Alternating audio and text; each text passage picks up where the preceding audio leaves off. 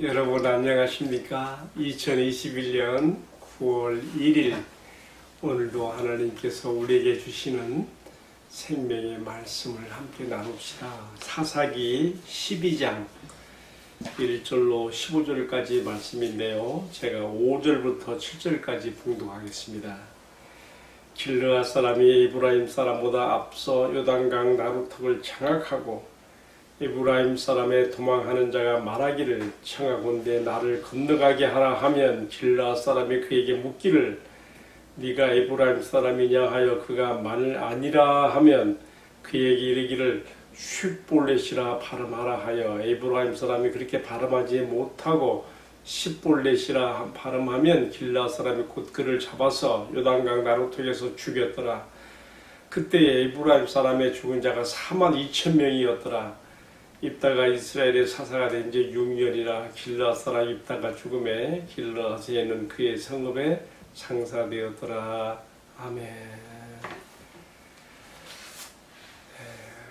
어느덧 이 한 해도 봄과 또 무더웠던 여름을 지나고 이제 오늘부터는 계절상 가을로 들어가는 9월 1일을 맞았습니다. 가을을 재촉하는 비가 어제부터 내리고 있는데요. 이제 이 비가 지나가고 나면 더 날씨가 서늘해지고 또 가을에 참 여러 가지 모습들이 우리 눈앞에 펼쳐질 겁니다. 저는 가을이 되면 제일 먼저 떠오르는 게 야생 들국화들, 흰색, 노란색, 보라색 등등의 그 예쁜 야생 들국화들이 피어있는 가을 들녘을 걷다 보면 정말 가을의 정취를 마음껏 느껴볼 수가 있어요. 오늘 9월의 첫날이기 때문에 제가 계절 이야기를 잠시 했습니다. 자, 우리가 함께 지금 나누고 있는 사사기 묵상이 어느덧 후반부로 들어가고 있습니다. 오늘의 말씀은요, 사사기 12장에서 지금 암몬과의 전쟁이 끝난 후에 정말 슬프게도 민족 상잔의 전쟁이 벌어지는 이야기가 나오고 있습니다. 왜 이렇게 됐을까요? 우리나라가 남북 동족 산장의 전쟁이 있었던 것처럼 지금 에브라임 지파와 므낫세 반지파, 더 정확히 말하면 입다 사사가 속해 있는 길르앗 사람들과의 한판 전쟁이 벌어지는데요. 이 전쟁의 소요 무려 에브라임 사람들 42,000명이 죽게 돼요. 근데 그것도 쉿볼렛, 십볼렛 그 발음 요거 가지고 제가 이제 전쟁의 진행상을 오늘 말씀 나누는 가운데서 함께 나눌 겁니다. 여러분, 저는 오늘의 말씀을 크게 세 가지 질문으로 시작합니다. 첫 번째로, 전쟁 후에 에브라임 지파는 왜 사사 입다에게 와서 시비를 걸었는가? 이게 지금 사실 에브라임 지파가 먼저 시비를 걸었기 때문에 일어난 싸움이에요. 뭐 어떻게 시비를 걸었습니까? 오늘 읽은 12장 1절 이하에 나오지요. 왜 암몬과의 전쟁에 우리를 참전시키지 않았냐?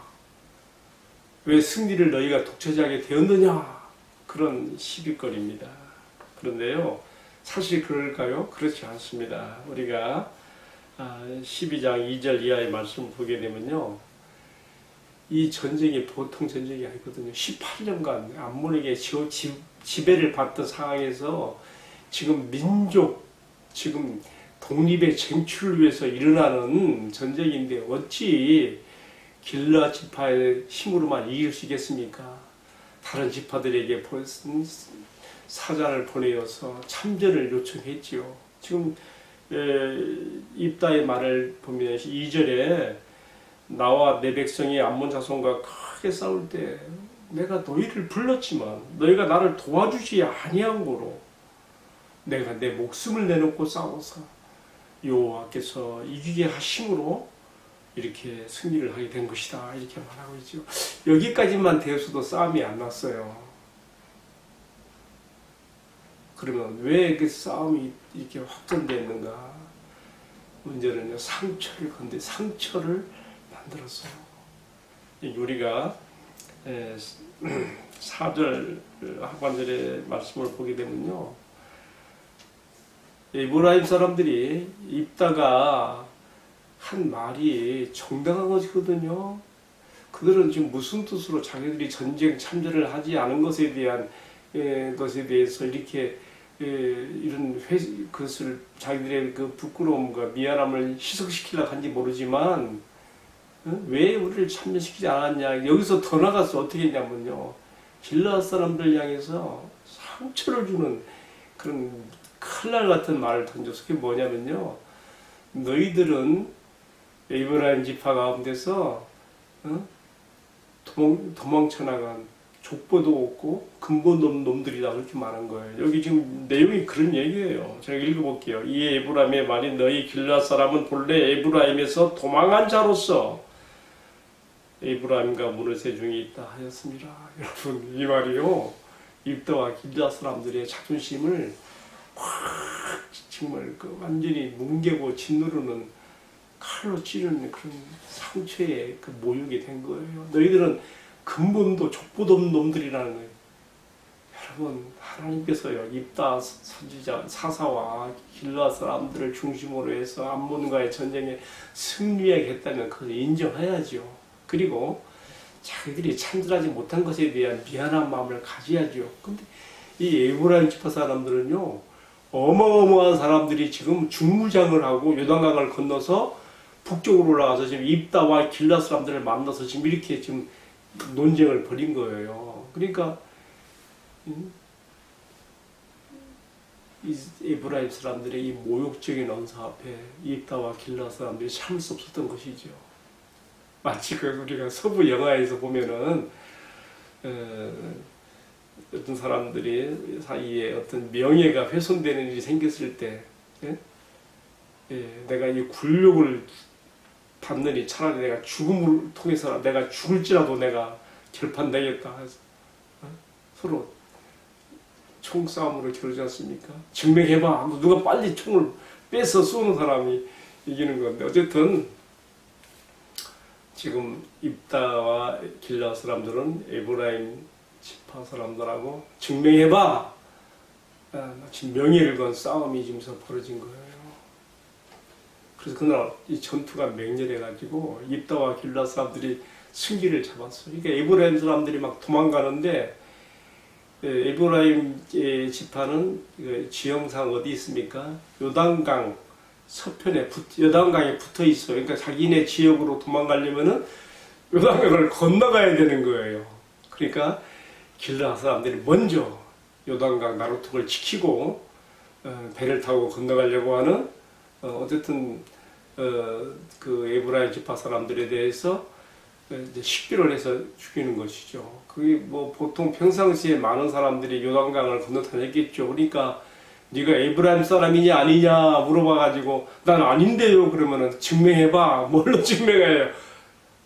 쉿볼레 해봐. 그러면 에브라임 사람들은요, 이 쉿볼레, 이게 경음한 현상으로 쉿볼레, 우리 마치 뭐와 같은가 하면요, 경상도 사람들이 쌀 이렇게 말 못하고 살 그러잖아요. 말을 경음화시킨단 말이에요. 살은 이 살이죠. 이 살. 쌀은요, 먹는 쌀이고, 잘 구분이 안 되는 것처럼 쉿볼레, 시볼레, 이게 안 되는 거예요. 그러니까 딱 에브라임 사람들의 지역 특성상, 그들의 그 방언상 이 말에서 표시가 나는 거지요. 여러분, 쉿볼렛은요, 홍수라는 뜻이고, 시볼렛은요, 익은 곡식이라는 뜻을 담고 있어요. 어쨌든, 그렇게 해가지고, 말해봐, 증명해봐 해서, 거기서 4만 2천 명이 요단강 나루통에서 죽임을 당하는 거예요. 여러분, 저는요, 동족 간에 벌어진 이 싸움을 보면서 참, 왜 이런 일이 이렇게 발생해야 되고, 하나님께서 이것을 우리에게 무슨 교훈을 주시는 것일까 생각해 봐요. 여러분, 싸움의 발단은 어떻게 생겼어요? 에브라임 지파가 먼저 시비를 걸고 나오면서 된 거예요. 그들이 어떤 그 가진 지파의 어떤 특성이 있는 것 같아요. 이 에브라임 지파는요, 유다 지파와 쌍벽을 이루는 12지파 가운데 어떻게 보면요, 장자 지파로 자처하는 지파거든요. 근데 우리를 제쳐놓고, 예? 어디 감히, 예? 너희들이 그렇게 나설 수가 있느냐. 막상 전쟁 때는 뒤로 빠져있던 사람들이 야비하게 이렇게 나오는 것이죠. 사실 여호수아가 에브라임 지파 사람인데, 여호수아 이후에는 지금 사사시대 지금 200년, 300년 지나가면서 아직 한 번도 에브라임에서는 사사가 안 나왔잖아요. 어쨌든 그 지파의 어떤 그 자존심도 상했을 것이고, 이기주의, 지파 이기주의가 발동되었고, 자신들의 어떤 자존감에 대한 어떤 어떤 그 손상을 이런 식으로 암몬과의 전쟁에서 승리한 지금 입다를 찾아와서 길라 사람들에게 이렇게 모욕적인 언사를 함으로써 이 동족 간 전쟁이 터진 것이거든요.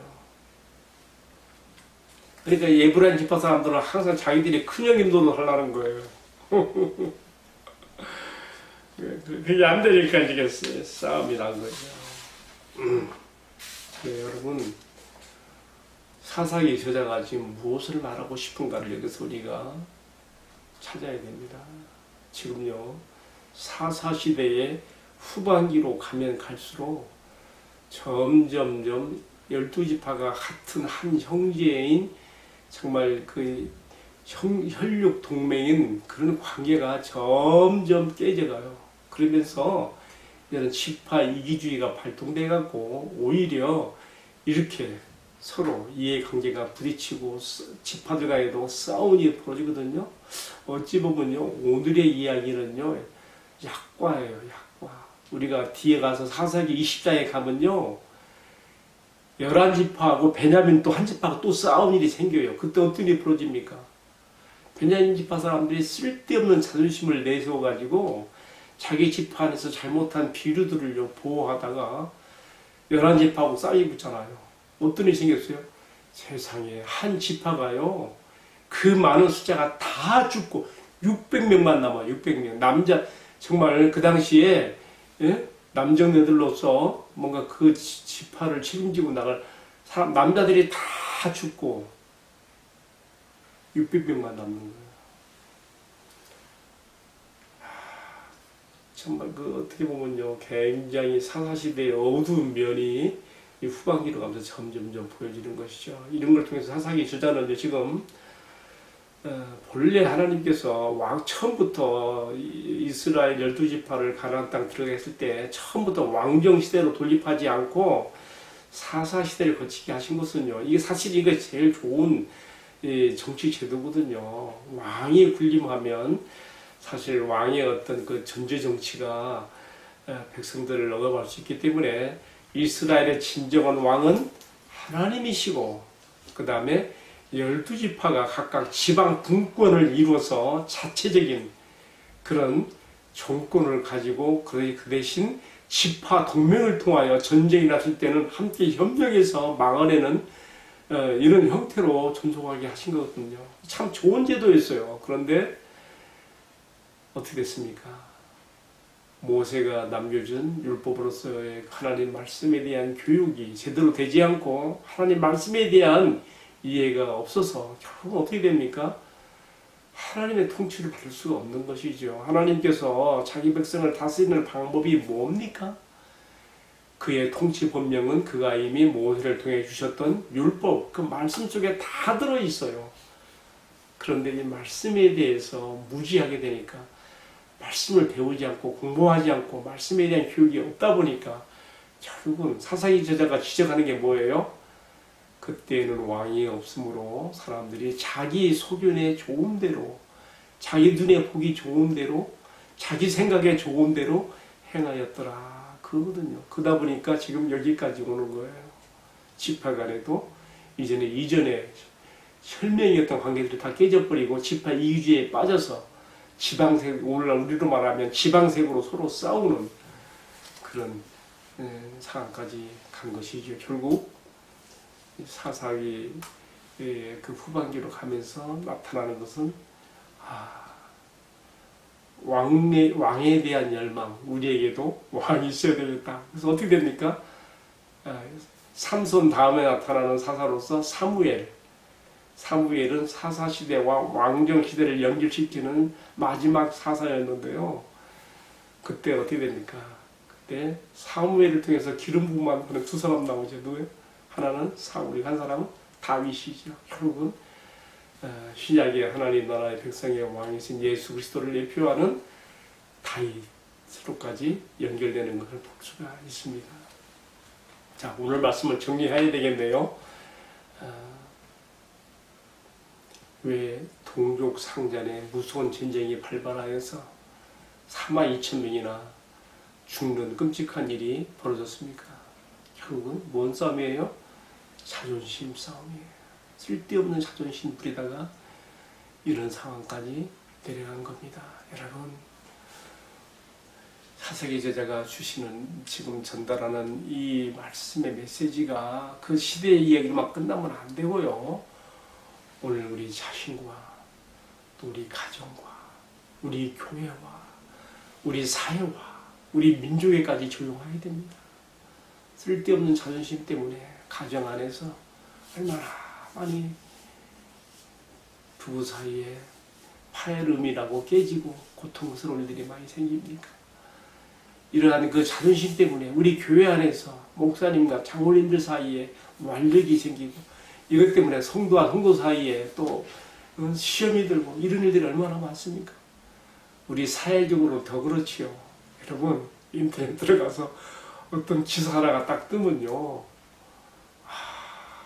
얼마나 이게 팽팽한 이 싸움이 거기서 벌어지는지 몰라요. 지방색이 드러납니다. 거기서 진보와 보수의 그 우와 자의 대립이 보여집니다. 이게 다 자존심 싸움이에요. 어디 그뿐입니까? 오늘 우리 민족은 같은 말, 같은 언어를 쓰는 남과 북 사이에도 이 무서운 자존심 대결이, 이념의 대결이 붙어 있어서 우리는 서로가 원수되어 있지 않습니까?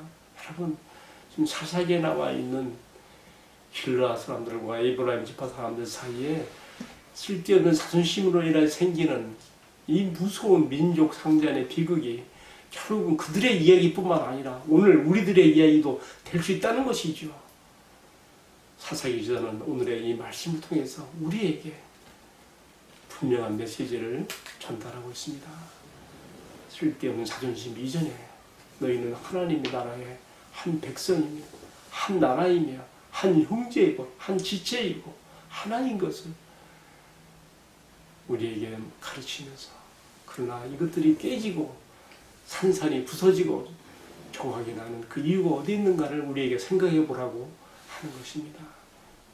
우리에게 그러면서 또 한 가지, 이처럼 사사시대의 어두움을 통과하면서 그들을 하나로 묶을 수 있는 왕이 출현하기를 바랬던 것처럼 오늘 우리의 진정한 왕 대신 우리 주님 예수 그리스도 안에서, 그의 복음 안에서, 그 십자가 정신 안에서 우리는 모든 우리의 쓸데없는 자존심을 내려놓고 우리 가정에서, 우리 교회에서, 우리 사회에서, 이 나라 민족 가운데 하나가 되는 역사가 일어나기를 주님의 이름으로 축복합니다.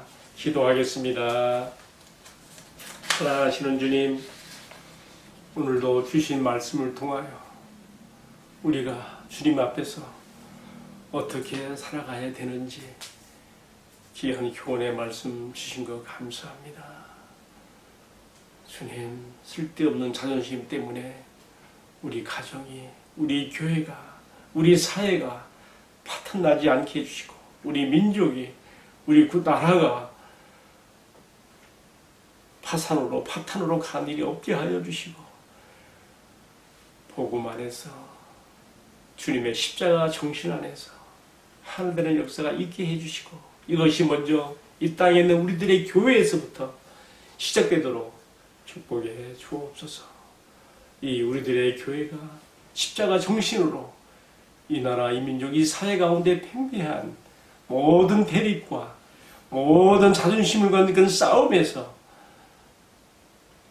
화해의 중재자가 되며 화해의 미랄이 되며 희생의 정신으로 교회들이 합창서 이 나라 민족을 하나 되게 하는 일에 힘줄 수 있는 우리들의 조국, 우리들의 교회가 되게 하여 주옵소서.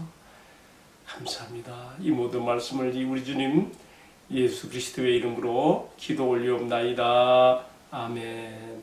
네, 마쳤습니다. 감사합니다.